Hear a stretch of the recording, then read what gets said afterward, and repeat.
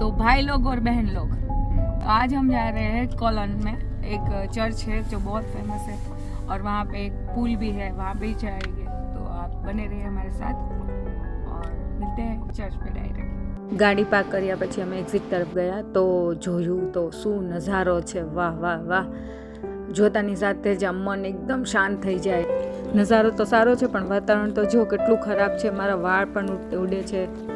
નજારો તો બહુ સારો છે પણ વાતાવરણ બહુ ચેલેન્જિંગ વાળું છે. પણ મેં પણ નક્કી કરી લીધું કાંઈ વાંધો નહીં, ગમે એટલું વાતાવરણ ખરાબ હોય પણ હું વિડીયો તો ઉતારીશ જ. ये देखो आज तो हम छाते में साथ साथ जा रहे हैं, ये बात है. આવા વાતાવરણમાં એક છત્રીમાં બે લોકો કેવી રીતે જઈ શકે, પણ મને થયું કે લાવો ને એકલી ચાલુ ને તમને બધો વ્યૂ બતાવું. આટલું તો કરી શકું ને તમારા લોકો માટે. અને આ જુઓ એન્ટર્સ ધમાકેદાર છે અને નીચે આ ભાઈ ચેકિંગ કરે છે. એન્ટર કરતાની સાથે જ આ ભગવાનના દર્શન થઈ ગયા અને ચલો હવે કેન્ડલ પણ કરી લઈએ. 2016 પછી આજે ટાઈમ મળ્યો છે મને પાછી આ કેન્ડલ કરવાનો.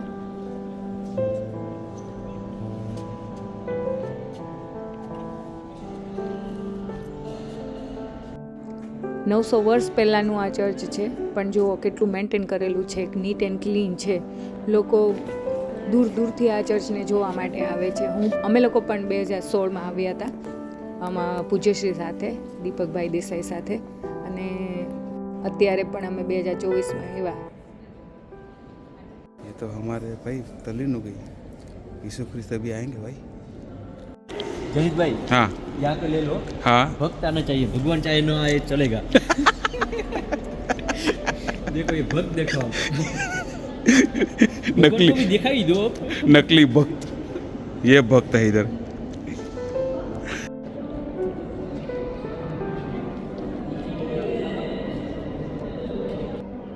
કેટલાક તો મારી જેમ આ કોતરણી કામ ને નકશીકામ જોવા માટે જ આવે છે.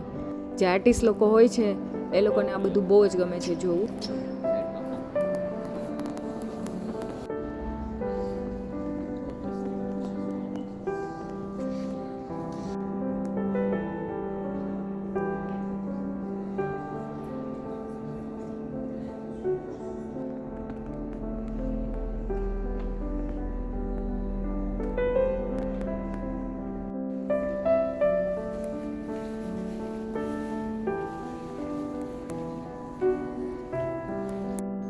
આ ચર્ચમાં એક મ્યુઝિયમ પણ છે જેમાં આખી ચર્ચની હિસ્ટ્રી લખેલી છે, જે જર્મન ભાષામાં લખેલી છે પણ તમે ટ્રાન્સલેટ કરીને વાંચી શકો છો.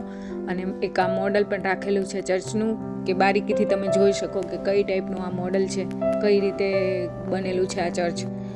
ચારેય બાજુથી તમે જોઈ શકો છો.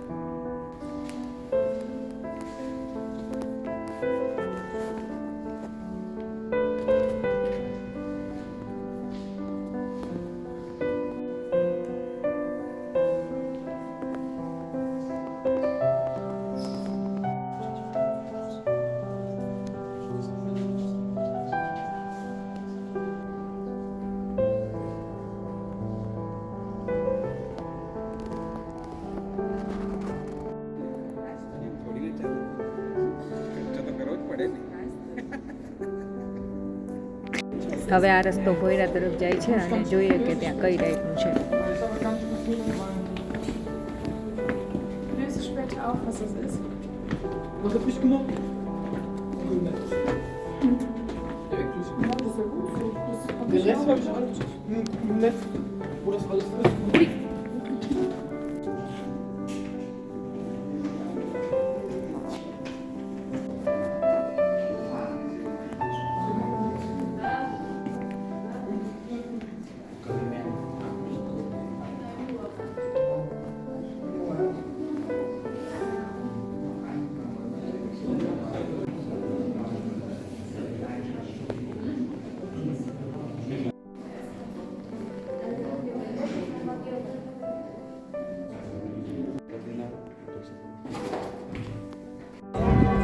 અમે જ્યારે અહીંયા આવ્યા ત્યારે વેધર તમે જોયું કેવું હતું.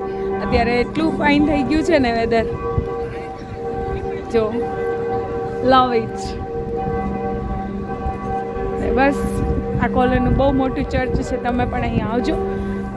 જર્મનીમાં વેધરનો કંઈ ભરોસો નથી હોતો. તમે લોકોએ જોયું 1.5 કલાક પહેલાં જ્યારે અમે અહીંયા આવ્યા ત્યારે કેવું વેધર હતું ને અત્યારે કેટલું ચેન્જ થઈ ગયું. ગમે એવું વેધર હોય પણ તમારે એન્ટરટેનમેન્ટ કઈ રીતે કરવું એ તમારે જોવું પડે. તો તમે આ ફોટા જુઓ 2016ના અને 24ના.